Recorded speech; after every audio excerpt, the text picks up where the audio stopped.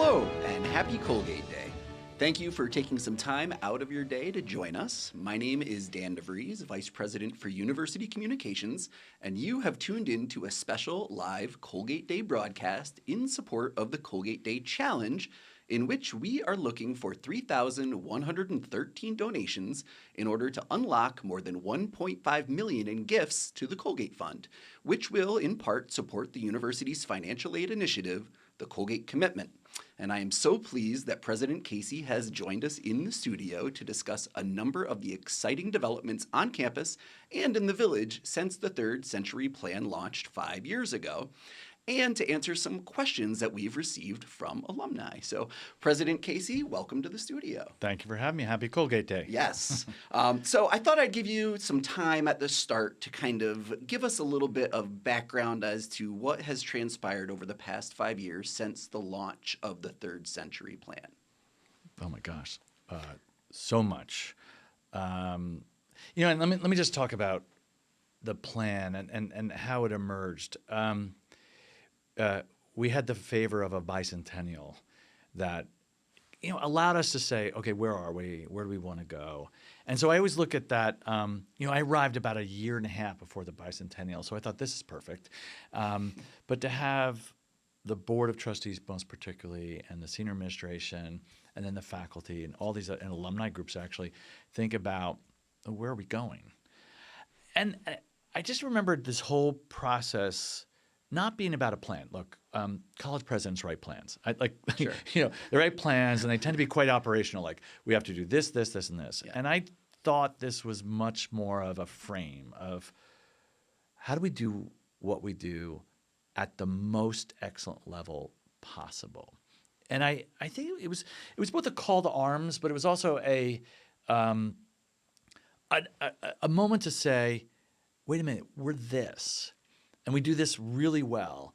How do we do it remarkably well? And so I've always thought of it more of a mindset as much as a set of steps to take. Now, that said, we have taken some steps. Sure. And so I don't know if people listening have been to campus, but maybe I'll treat it as if that you haven't been here for a while, because that always happens. People come back for reunions, and their first reaction is, it looks so different. Yeah. The campus looks different. And it's hard to ignore the fact that there's a number of new, large, quite beautiful buildings. So if you haven't been here since this was launched, there's now Burke Hall, Jane Pynchon Hall, 2 new residence halls that form a whole new quadrangle. It's quite beautiful. Now, if I keep moving down to the campus, Olin Hall, which is our largest academic building. It is a huge building. Yes. It is now fully renovated and expanded for the Robert H.N. Ho Mind-Brain Behavior Initiative. Then you go around the corner, and then what used to be a parking lot, and now it's so hard to imagine it being a parking lot, but there's now the Benton Center, which is our career services center, and it's state-of-the-art and beautiful. And now, jumping to what we now call the middle campus, the space between James C. Colgate and Dana Hall, which has always sort of felt a little ill-defined. So now we have Bernstein Hall right there, which is this remarkable building of entrepreneurship, film and media, computer science, creativity, just this place of just building and creating and thinking and doing. And now that's forming a middle campus. There's a lot more trees. We hired literally one of the world's great landscape architects to come in and have us think about this campus and how do we take care of it and how do we make sure it's always beautiful. So people go, why does the campus look so different? I'm like, well, that's what happens when you have over 500 trees put in. Oak Drive has been restored. Willow Path is being restored. And if you go across the street, the beginning of Broad Street renovations have begun. And then you go in the village and you see an apartment building going up for faculty and staff. So I know people come and they're like, oh my goodness, this place is different. And it is. So I'm proud of that. And as we said, we sent this out to alumni recently. There's so many things you can't see. And I'll start with some of the most important initiatives and I'll move to atmospherics. Sure. But first is we've radically changed how we think about financial aid. We've launched the Colgate Commitment. most of our students, not all, we'll talk about that later, most of our students now no longer have federal student loans in their financial aid packages. Huge. Yeah. That is huge. I just remember the day that we launched the Colgate Commitment, and all of a sudden 800 students who would have had loans in their packages didn't. They were replaced by institutional grants. So I'll pause on that for a bit. We had over 800 students whose lives were fundamentally altered in one day because now they're going to graduate from here without this burden of loans. Go off to be in the Peace Corps. Go off to medical school. Go off and go start your own company. You're not burdened by federal loans. So that you can't see, but it's so fundamentally transformative for the institution. Sure.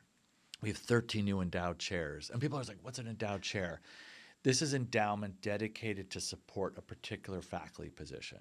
That means if there's a chair in classics, we will always have a leading teacher, scholar in classics. We have 13 new chairs. That is such a shift. These academic initiatives we launched that you can't see. But then there's a layer that's also happening of tradition and community. We have so many more events that are important to our students. When the seniors all gather the Thursday night before commencement for Senior Sunset we've only done it for 3 years, but it feels like we've been doing it for centuries because that's what we do now. The seniors all gathered for a holiday party 2 nights ago. If you were on this campus, I wish you were. There are so many Colgate Day things happening. So I think about those layers of Colgate-ness. So when I think about the last 5 years, we had a pandemic. There was that.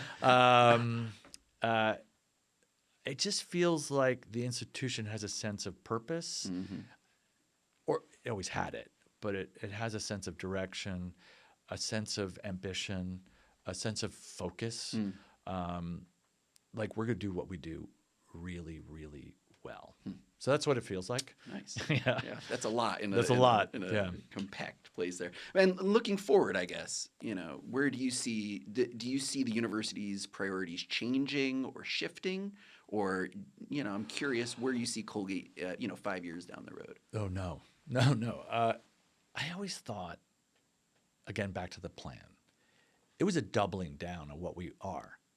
Like, we are a residential liberal arts college of incredible academic rigor, of a place of beauty and a place of spirit. I mean, I love Colgate athletics. So I do not see us changing. I just think just doubling down. To be honest, we did more in the 5 years than I thought. Like I thought we would do some of these things. The fact we did all of them, by the way, is due to incredible support of our alumni. But no, double down. We have got to move our financial aid to the point where at least half of our students are aided.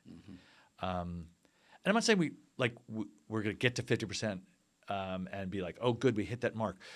If we get to that mark, I have a very strong sense that we are now picking students and allowing them to come here who really want to be here. I want to move us fully out of the space where the budget is driving as much of admissions decisions as who belongs here. Sure. So we need the resources to say, you middle-class kid from Long Island, you first-generation student from Florida, is this the right place for you? Yes, it is. Get here, and we can make it happen. So that, number one, that. Second, you always, always, always push on the academic enterprise, which is harder to move. It's a harder thing to move, but you push on that. Next, the endeavor to make sure that all of our students live in a community, in a campus, with people they want to live in beautiful housing that connects them one to the other. The broad student initiative, let's fix up these buildings, let's add to these buildings, let's make sure every student has a place to gather with their friends.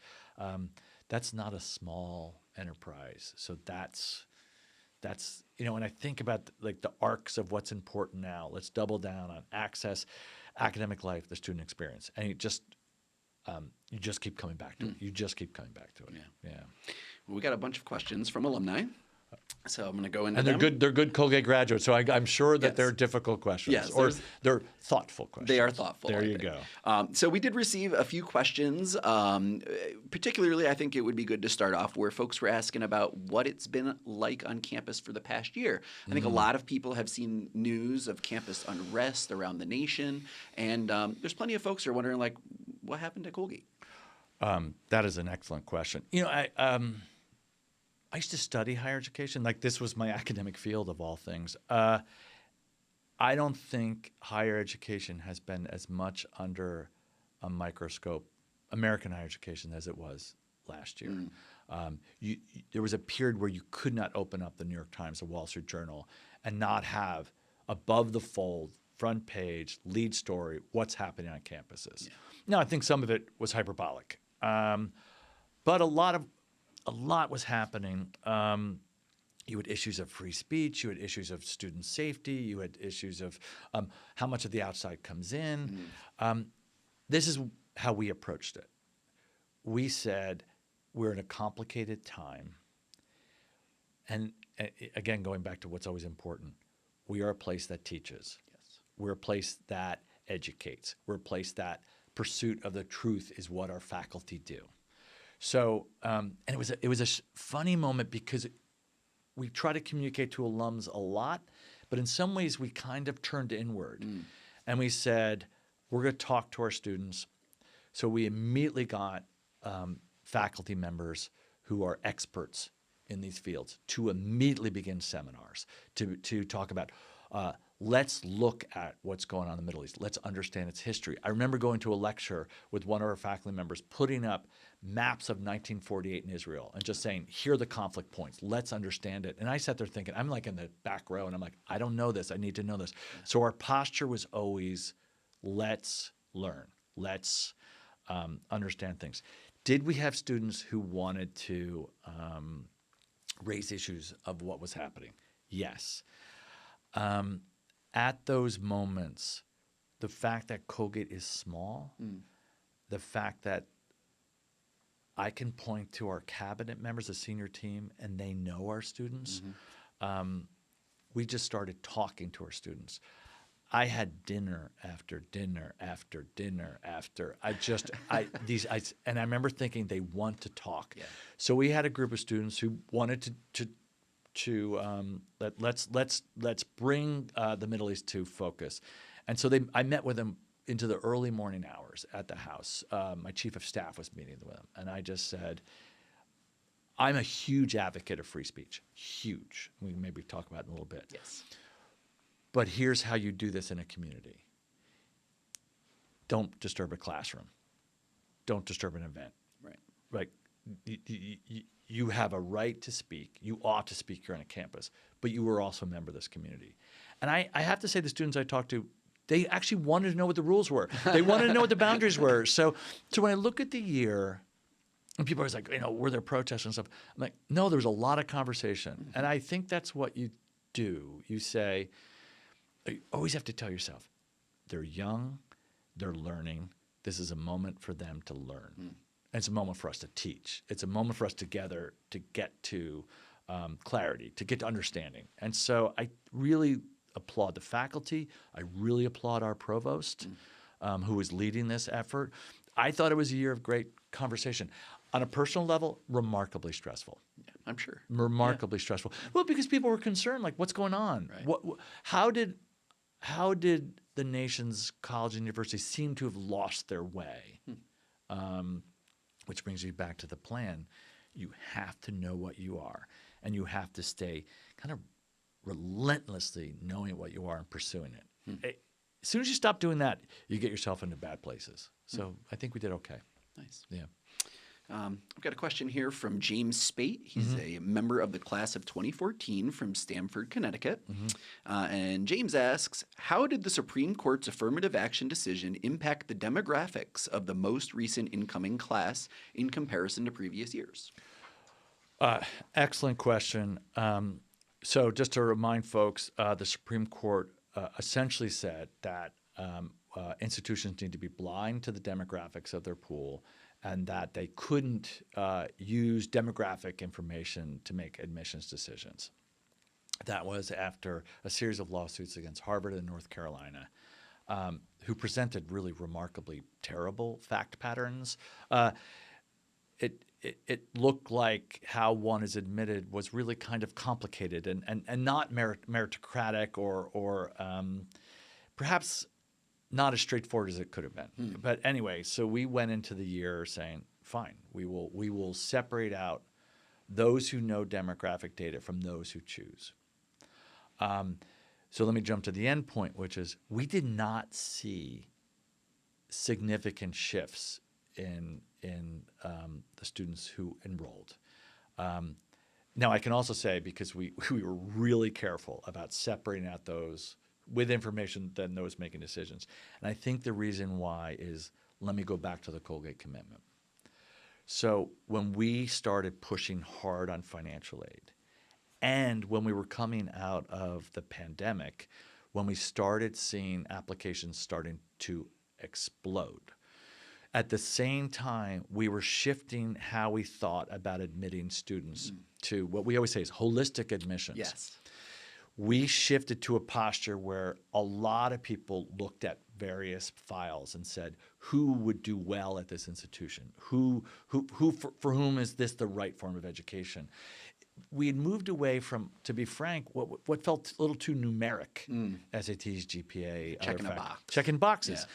So we, in many ways, both because we wanted to admit in a more intentional, holistic way, and because we were experiencing this kind of out of bounds explosion apps, our posture was we were much more intentional about who would do well here. So I think all those things were put into place when this came through. It didn't require us to do a lot of things that were different. Now, that said, we have seen a decline in Black male students at Colgate. That's actually not a Colgate story. That's a national story. And the nation needs to take a look at this. But when I look at what happened at other institutions where they saw these dramatic shifts, we didn't. Because I think Colgate, in a lot of ways, because of the financial aid changes and because of it's almost impossible to describe the explosion in applications. We just were in a different place. What's it like going forward? I think it's going to be interesting. I think with this new administration coming in, I think you're going to see international students' applications decline. Yeah. I think you might see students staying closer to home. I don't know what's going to happen to federal financial aid practices. Right. I do not know what's going to happen to international student visas. So for me to say what's going to happen in Colgate admissions and demographics of the class the next couple years, I can't. Yeah. I can't predict. Yeah. Like another question here from Ever Eggington, a member of the class of 1965 from Hamilton, New York. All right. And Everett's looking for an update on our plans for the new athletics facility. And he's wondering about plans, and several other people have asked too, so I'm kind of combining it, more about the plans up for Broad Street. Sure. Well, let me go back to buildings because we opened with buildings. I think one of my jobs as president at Colgate is to not think of buildings to be, oh, let's get something up because we have a programmatic need. You have to think, I'm building for a century or more. West Hall is, well into its second century. Yeah. Alumni Hall, where history is, well into its second century. I mean, we have examples all over its campus of buildings that have been around for 150 years, 160 years. So if you build, you better think long term. So let's go to athletics. It's clear we need to address athletic facilities. Reed was built when the school was single sex and had 1,500 students and had 12 intercollegiate teams. We now have 25 varsity teams, a huge intramural program, and we're co-ed. Yes. I mean, our women's basketball team and women's volleyball team are in wholly inappropriate, actually all the teams over there, wholly inappropriate spaces. So I just thought, much like we did with Olin and library, just put a front on it, wrap it up, just fix it. It became very clear to us that Reed as a renovation project was going to be unbelievably expensive, hundreds of millions of dollars, and would end up, were we to find such funds, we'd end up with a building that I don't think we're going to serve what we want our athletic programs, facilities to be like. So that was a really hard, okay, let's walk away from a renovation and let's think about what we want to do. Meanwhile, we have to keep that building open because I have 25 varsity teams going in there. And so how do you keep that building open and build facilities around it? So for a while there, we thought, let's have multiple buildings kind of surround the footprint of Reed. That was proving to be expensive. And I don't know if that would have been the right thing. So we're working with Robert A.M. Stern, great firm, has done a lot of the buildings on the campus. And their thought is, let's build one facility parallel to Sanford, in back, what we think of as in back of Reed. So eventually we'll have sort of what will be beginning of an athletic campus. So I will be in New York City shortly to look at where these plans are going. Again, like you have to take the time to make sure you're building the right building. If we're going to spend funds like this and on a place like Colgate, let's get it right. Yeah. So now jumping up to Broad Street. So the beginning of the renovation of buildings has begun. So right now, a wood-framed theme house, the Lodge, 70 Broad Street. So if those of you who are recent grad, think of the Lodge. This is where outdoor ed mostly is. And then 66 Broad Street, which is DU. Yes. So we're renovating them, and we're learning a whole lot. Like we don't have floor plans for most of these buildings. That's what we're learning. And we're learning that a lot of these buildings are hodgepodges. They were built in 1885, then 1920, 1950, 1960. So we're learning that renovation is challenging, but we're going to get it right. So those two begin. There's going to look like a bit of a pause in those because the next thing we have to start doing is massive utility work because we need to make sure that what we want to do, convert this into a real campus, has electricity, for example. So that work is it's going. It's just a lot. Every time I drive by, I'm like, oh my God, have I broken the campus? But it's also sort of exciting. Yeah. And inflation's proved that everything is always more expensive than you think. Yeah, for sure. Yeah. But again, let me reiterate my point.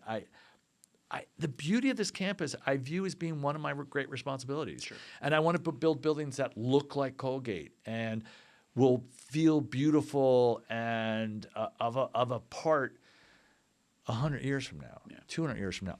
I walked in this campus president, and I had all these presidents who gave me a beautiful campus. My job is to pass on a more beautiful campus. So I think people know that about me. I don't build ugly things. Yeah, it's no secret. No, there you go. I have a question here from Christine Chow, a member of the Board of Trustees. Yes, she is. The class of 1986 from Riverside, Connecticut. So Christine wrote, please discuss the plans you have for the Colgate Union and how do you plan to encourage an atmosphere of curiosity without self-censorship? And thank you for your leadership. Oh, well, thank you, Christine. That's very Christine is very excited about that. So let me talk about what would be the Colgate Union and how we got there. So by great good fortune, life can give you luck. And I was lucky in this respect. About 6 or 7 years ago, I remember thinking Colgate needs to look at speech and free speech and academic discourse on the campus. And I have to admit, my great mentor, I worked at Brown University under Bob Zimmer, who was the provost, who went on to become the great president of the University of Chicago. And so we were always in contact. And Chicago very famously put out a set of Chicago principles. And I remember Bob called me up and just said, just endorse our principles. And I remember thinking, no, we're going to write better principles. So 6 or 7 years ago, I charged a task force of faculty members, trustees, alumni, students to say, what's our position on academic freedom and freedom of discussion and discourse on the campus? And so this body came up with a really great statement of how does one speak in community? And so that was there on the shelf, you know what I mean? And by the way, incredibly helpful in this past year when people were debating. I'm like, we've debated this. Our faculty are like, yeah, we worked on this. And so when I was talking to students, I'd be like, let's look at our principles, right? Yeah. And so that was the background. So then I thought, well, that's a nice piece of paper. And there was a couple moments where students were like, that's a nice piece of paper. And I thought, okay, we now need to do the next thing. How do we not just say, here are our rules, but actually start really living them and start projecting them? So it's always been a dream, and Christine knows this, so this won't be a surprise to her. Could we create at Colgate something that I've always admired at Oxford University, which is the Oxford Union? So Oxford, very famously, is made up of a lot of separate colleges, but there's this one building, one program that is not of any college, but of the entire university, called the Oxford Union. And that is a very famous place where debate happens and where the great leaders of the day, you cannot be Prime Minister of England and not at some point go to the Oxford Union. Great thinkers come, they talk about what's important to them, and then they meet with the members of the Oxford Union who pepper them with respectful questions. Yeah, yeah. Like it's no just personal attacks or you are a terrible person because you hold this idea. It is incredibly rigorous discussion. And it's delightful. People love it. It's energizing. The other thing that happens is debate. By the way, most when people think of debate, the Oxford rules developed the Oxford Union. So there's a university, and Cambridge ended up replicating it. There's a place where rigorous, respectful discourse, debate, seeking the truth happens in an intentional way. I think it's enlivening. I think it's so. Now that we have a statement on academic freedom, can we now start living it in a place? So this is this feels really personal to me. I think Colgate could do this, and we had a lecture series in the fall, getting ready for the presidential election. We were bringing people from left and right, and we had it, and kids loved it, and alumni. So I'm like, there it is. Yeah. There's it. So we're now going to have another series called the University and the Public Good. What role do universities? That's the next one. This is the beginning of the Colgate Union. I want us to be known as a place where people come together with respect, and openness and empathy. Like, I hold these ideas. Yeah. If we can do that, then you create a culture. And when I think about what stops discourse on a campus, some of it's students censoring themselves because they're afraid of other student opinions. And I think people wring their hands about it. Yeah. Okay, what if we teach them a different way? What if we teach them that, wait, you can go to this place, and people had really different ideas, and they were able to say them and debate them. Like, why don't we do this? And why don't we have it feel energizing? And I was talking about traditions earlier. What if that's part of our tradition? Oh, tonight at the Colgate Union, there's going to be this great debate, and I can't wait to go. Yes. And it's dinner follows, and alumni come up for it. Yeah. And oh my God, I can't wait for the debate on Thursday, and have it feel exciting and glamorous and alive. Yeah. I really want to do that. I want to go. Okay. It sounds amazing. I'm sold. There you go. Yeah. Good. Christine knows this is a dream, and it could also be a signature for this institution. All right. Well, let's move on here. I've got a couple questions. This is from Jennifer Shepard. She is a parent of a student in the class of 2027. Yes. And it's also Thank you. It's also similar to a question that we received from Jeffrey Craig, who's a member of the class of 1989. And Jennifer asks, how is Colgate working to improve culture and community on campus, such as spaces to congregate and events? And I think maybe I've touched on some of those. I must have been like a sheepdog in a prior life because I like to gather people. I'm weirdly happiest when everyone's together. I think you do this. Yeah. I think you take those steps to say, here's a moment for you to gather. It'll seem like a small thing, but it's a big thing. Like, if you were here, if you were walking on the quad right now, there's people handing out hot chocolate because it's Colgate Day. Willow Path is lit up, and kids are walking by the other night, and people are handing them hot chocolate. I think you bring people together. We did a lot of work to get people to come to the Cornell Colgate hockey game. Yeah. I went to it. You had 3,000 people in a hockey arena cheering and banging. Why do people bang on plexiglass? I keep thinking. Makes me nervous. Well, I'm also thinking that looks expensive. No, I think you take steps to say come together. You know, I talked about their senior sunset. The seniors gather 2 nights before commencement as a class. So we said, let's have first sunset. So it was so much fun. It's literally their first full day on campus, and I'm like, come up to Rob House, come see the campus, be as a class together, run into each other. You know what we're fighting is I'm fighting phones. Yeah. Everyone is walking around with their pockets with distraction machines. And if the more I can say, put your phone down, talk to each other. If I could do anything, I would be like, this is a phone-free zone, but you know, the faculty, the staff, everyone would kill me. You know what I mean? So I think you have to be intentional about it. I also, this is personal to me. The best thing I ever did is arrive with a dog. It's so funny. The student said, "I saw you walking yesterday. You're walking again today." I'm like, "It's funny. He wants to be walked every day." So, you walk around campus and you talk to people. So I think you have to be intentional about it. Tradition matters. Ritual matters. Signals of belonging matter. And you have to get them right. You have to get them right. So, all right. Well, we got a question here from John Bishop. John's a member of the class of 1980 from Houston, Texas. And John wrote, the value proposition of a college education is being strongly doubted and nationwide enrollment is down.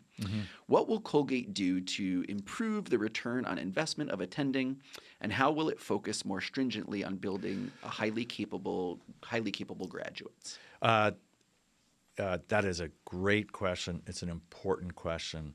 The first part of the question is about the value proposition, and I think higher education we're losing this argument. Full stop.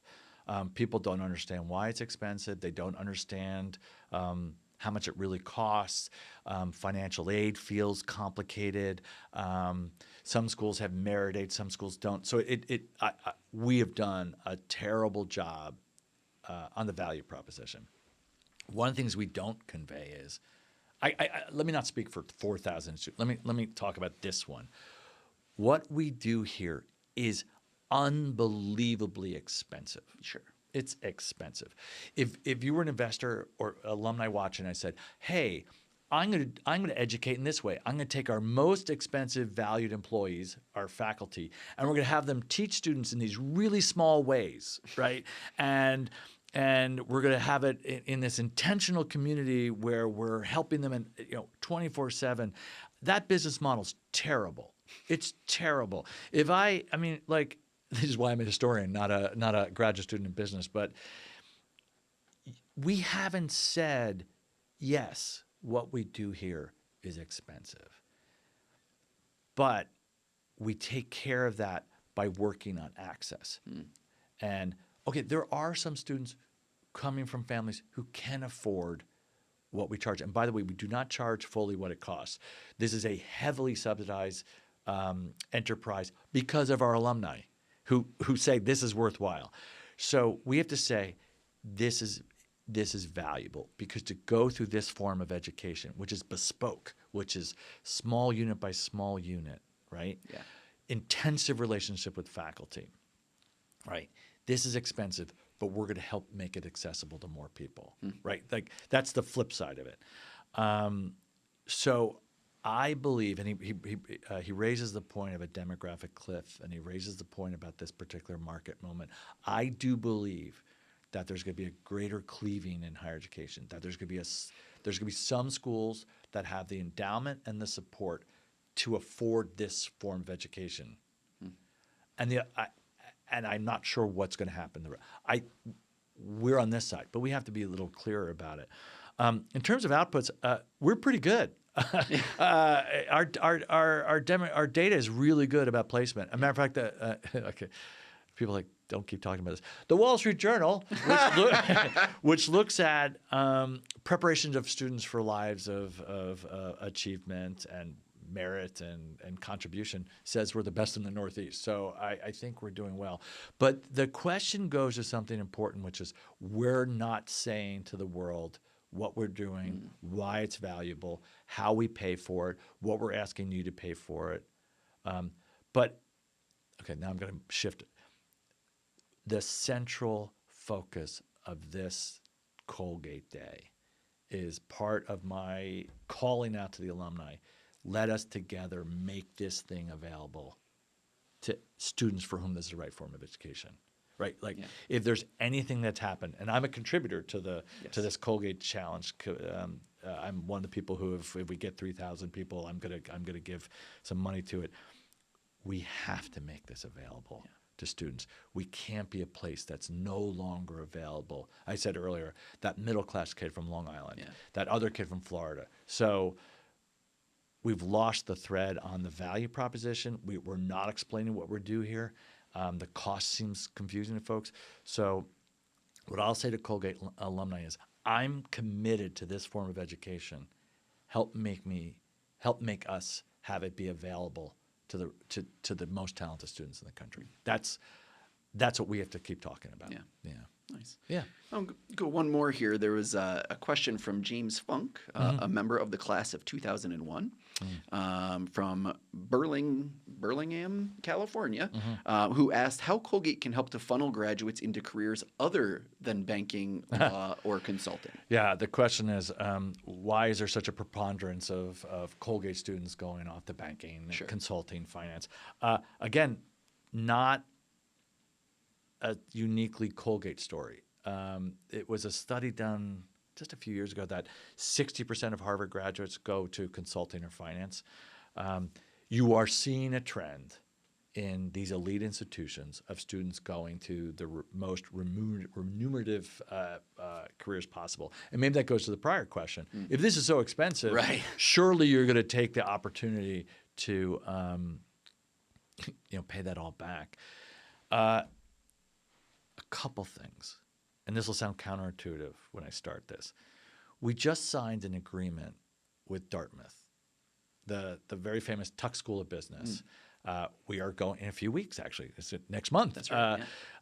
There's always been a famous few-week-long program for students in the summer to go up to Tuck and kind of do a bridge from liberal arts into a world of finance or business. So I know the dean of the Tuck Business School. So we're actually going to put Tuck at Colgate for the month of January. So it sounds like, hey, Brian, this guy's asking you not to send people to finance, and so your answer is to bring business people in.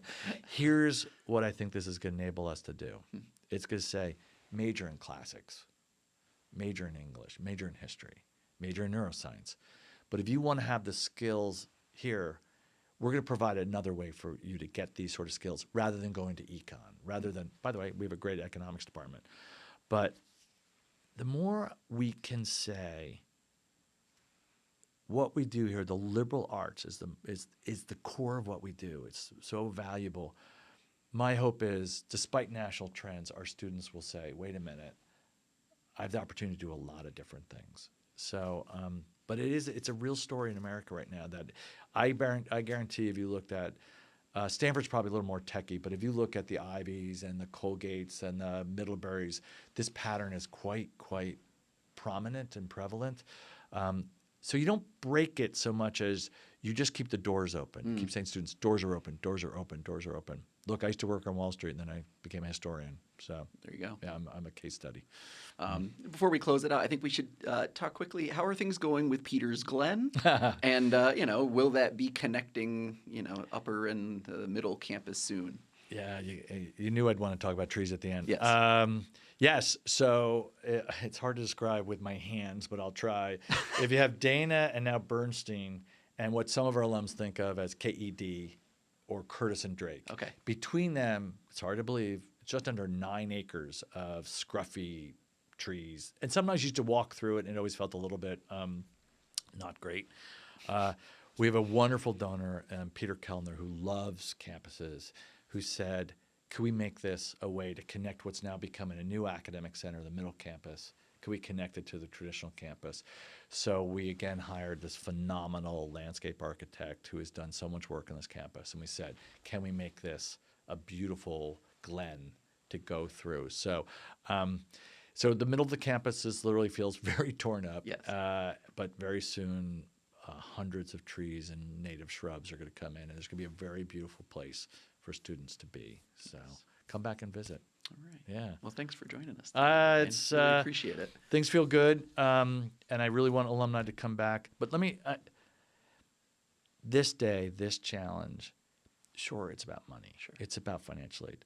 More importantly, the more Colgate alums and friends and family can say, we're working together to transform lives by making this form of education, which is expensive and complicated, the more we can make this available to students. Let's do this together. This is actually just a gesture of we're all doing this together to change lives. And that's what I wake up and do every day. Nice. It's very exciting. It's a good way to end it. Yep. Thank you. Yep. Thank you to everyone for tuning in and for your support of today's Colgate Day Challenge. Thank you, Brian, for being one of the contributors to the challenge. Every gift today gets us closer to our goal of unlocking $1.5 million from those generous challengers in support of the Colgate Fund and in direct support of the university's financial aid initiative, the Colgate Commitment. So visit colgate.edu/Colgate Day Challenge or scan the QR code on your screen to make a gift today. And I hope everybody has a wonderful Colgate Day at home. Thank you very much.